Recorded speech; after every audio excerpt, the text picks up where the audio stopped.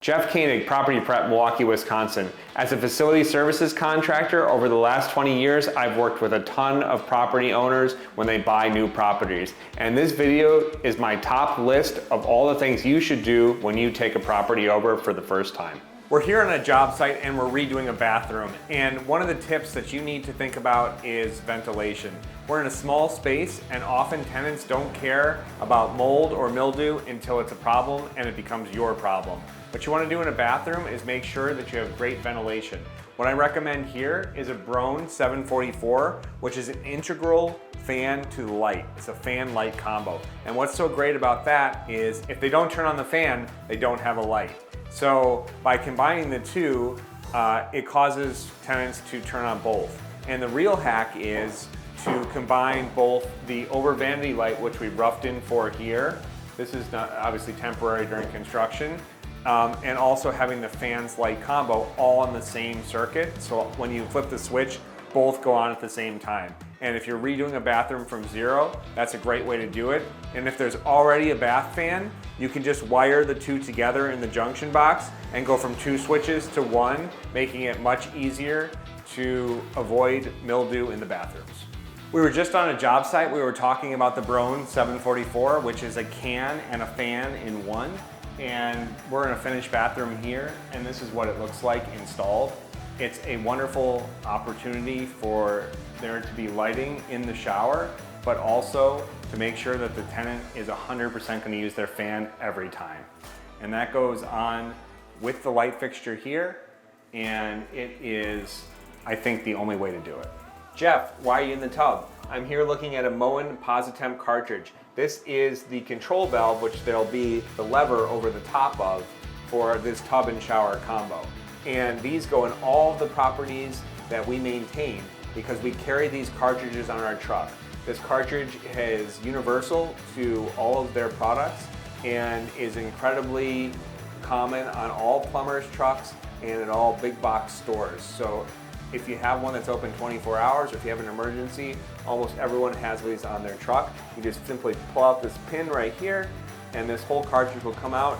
You lube up a new one and put it right back in. Moen has a lifetime warranty. They'll ship a ton to your office or your shop if you're using these, and we keep them on site at a lot of the bigger properties we maintain. We use one type of cartridge for the tub shower combo and for the shower without the tub. And then we use another kind of cartridge for the sinks, which would be the vanity or pedestal sink, and also the kitchen sink. So we carry those all on our truck, which is saving you money so that we don't have to go to the store and you don't have to pay for that. Also, you shouldn't be getting a bill from your plumber for the part because it is under warranty for the lifetime of the product. When you take over a property and you're remodeling it, these fans have to go. Tenants sometimes like them, but if they're not given the option of them, they're not gonna notice. And what's gonna save you money and time is not having them. The negatives of fans are they fling dust onto the ceiling, which causes more cleaning costs at turnover. It is not usually a fan-rated box unless the building was built with those, and those are required by code. Otherwise, the fans can shake and cause shorts in the wiring. Also, they're not efficient, so people have a higher electric bill. And the other reason that you don't want them is they're a maintenance nightmare. Fans are made cheaply for the most part, and they wear out, the bearings in them go, and they cause problems. So get rid of them and replace them with a nice flush mount LED fixture where you can change the bulbs, and we carry those on our truck, and we're able to change those for you effectively, efficiently, and for a low cost. Those fans that we just saw get changed to simple fixtures that are available at our local Home Depot, and then we have the bulbs on the truck for. These allow us to have LED fixtures without having fans, which are throwing stuff up onto the ceiling and are a cleaning nightmare when it comes to turnovers. During this remodeling process, we got the carpet out of here and unearthed this maple flooring. We're gonna resand this, and this is a much more durable surface, and also you don't have to worry about having to clean the carpet between tenants. We were just at a construction site where we saw the floors before they're sanded. This is what they look like after. While this property is over 100 years old and they don't look perfect, it gives great light to the property. It's more comfortable. People can use area rugs to define spaces, and it's much easier for you as a property owner on the turnover to make sure that it's maintained. Oftentimes, if you keep up on it, we can do just a buffing coat, which is really inexpensive, which means not sanding it down, but just buffing it and putting another coat of finish over the top between tenants, and that allows the floor to last almost indefinitely. Making sure you have adequate exterior lighting on your building is super important for security, safety of tenants, and to make your building look good. There are a few kinds of exterior lighting. You have dusk to dawn, which turns on at night using a photocell in the actual fixture. And you also have motion detected lights. So when it detects motion, it turns on. My favorite is a combination of both of them, and that's a dusk to dawn. And then when it senses motion, it gets more intense. And that's what these fixtures are right here. Here we have some security lighting over a door. It's important to have access points really well illuminated so people can see their keys and make sure no one's following them. Above me, there's more security lighting that's different from the last property because this one is on a timer. Let's talk about locks for a second. We have a few things that we want to notice here. Number one is normally you would have a deadbolt and a keyed lock at the bottom. This is the number one maintenance call, and we have switched to a passage lock on the bottom, so it's just like the handle to a closet, so there's no ability to lock the bottom because someone can slip by that with a credit card, and it really gives people a false sense of security and creates a ton of lockouts and maintenance calls. Adding just a deadbolt that's master keyed is essential, and it is the right way to do it. So when you hire us or you take over a building, first thing we're gonna do is talk about your keying system and get every door on a master key. If it's a duplex, you can have the common door on the side be both mastered and have the key to the lower and the upper, and you'll wanna talk to your locksmith or a competent facility services company like ours. Let's show you how it works from the outside. This deadbolt is mastered, which means that the tenant's key will work here, but our maintenance key will work as well. And it's totally different than the tenants and works on all of the properties that are managed by this company. Come on in.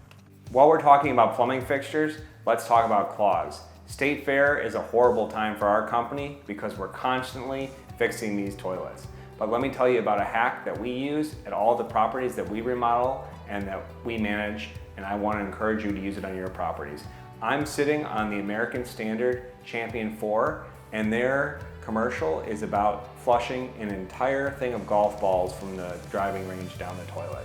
And this is unique because normally the internal diameter at the bottom of the toilet is going to be 3 inches. This is a full 4 inches, and on older properties where we have 4-inch plumbing, that allows us to not have any restrictions all the way down from the time when the tenant uses the toilet to the time when it makes it down into the sewer.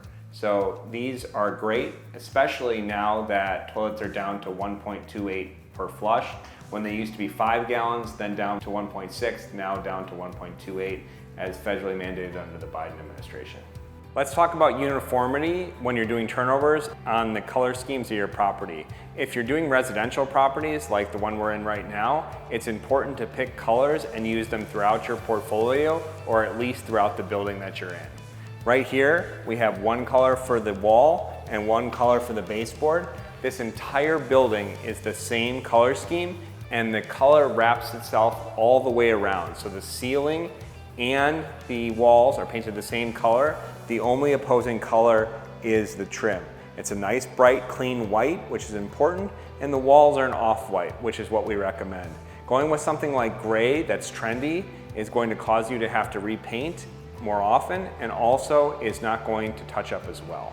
Typically on the walls, we use an eggshell paint because it's wipeable, and on the baseboards, we're going to use a semi-gloss because it's a nice juxtaposition and also cleans up pretty well. This is the meter, and this piece is called the meter horn. So this is keeping the meter up off the ground. It's sweating right now because it's almost 100 degrees outside. When you take over a property, you want to locate this meter, put it in your software that you're using, and in our case, all the properties that we manage, we have a record where all the meters are, and the good part about that is if there's an emergency, we know where to shut the water off. What's also important is to make sure that you have 2 valves on both the inlet, which is coming from the street, and the outlet, which is the other side, the house side of the meter, that are in functioning condition, that you don't have a red-white stripe valve, and we'll cut in a picture of that to show you what you don't want. Those fail all the time. But these legend valves our meter code in Milwaukee, and we want to make sure when we take over a property that we check that they work. That's the off position because it's going against the pipe. And the on position, it's flowing in line with the pipe. So we've checked that this works, that shuts itself off, and we're also going to check the bottom one. Off, on, and the packing is not leaking. And that should be done annually as part of your inspection of your property. When we're talking about the exterior, you want to make sure that the concrete is sloping away from the property. This is a perfect example of something that's sloping towards the property. We're going to need to rip this out and replace it so it's got a nice core bubble on a level pitch away from the property. And we want to concrete all the way to the foundation to make sure that no water enters the basement. When you take over a property and check out the HVAC system, these two boilers right here have a sensor outside that are going to take the atmospheric conditions and modulate the boilers up and down to make sure that they're operating at the right temperature without a tenant having control of the actual temperature of the entire building in their unit through a thermostat or through a set of thermostats that can be manipulated throughout the building. When you take over a building, people leave bikes and other crap all over the basement. It's important to get that organized so that you can keep it tethered to the tenant, so when they move out, you can make sure they take it and are responsible for the disposal fees if they don't. Ordering a bike rack from Amazon, which I'll leave a link down below to the one that we're using here, is inexpensive and keeps bikes organized. Make sure your tenants are required to put them in their space and lock them up. Property managers are usually responsible for the utilities in a building. Having coin-operated laundry is not only an amenity, but sometimes it's an opportunity to offset some of your costs of the common area utilities. These machines here are set to $1.75, which is market rate right now. You can set it to market or slightly above because it's an amenity for the building. You want to make sure that when you take over a building, you're evaluating the laundry pricing and sometimes the laundry relationship. This is a good place to start when it comes to getting those common area bills under control.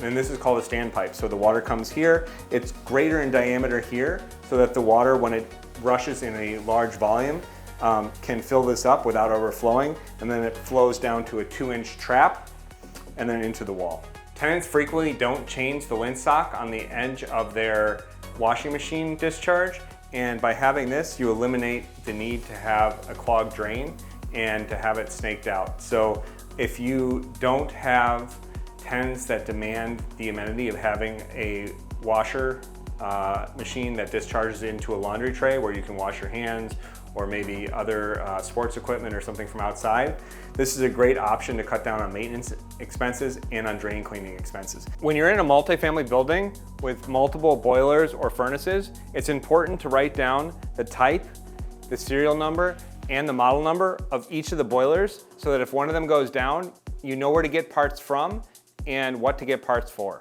Thanks for staying for the entire video. If you got some value from this, smash the like button. It means a lot to us. These videos aren't as popular as our tool videos, but we feel like this information is most valuable to those of you who are working in this industry. If you don't live locally and you can't work with us, hopefully you can swipe and deploy some of these at your property. If you are local, check down in the comments section. Our website is pinned down there, and we'd love for you to reach out so that you can become one of our customers. Next week, we're going to be touring an interior designer's firm where we totally redid the entire thing, and we think it turned out really well. If you'd like, subscribe and leave a comment. It helps boost our posts so that other people see them, and we'll see you next week for that tour.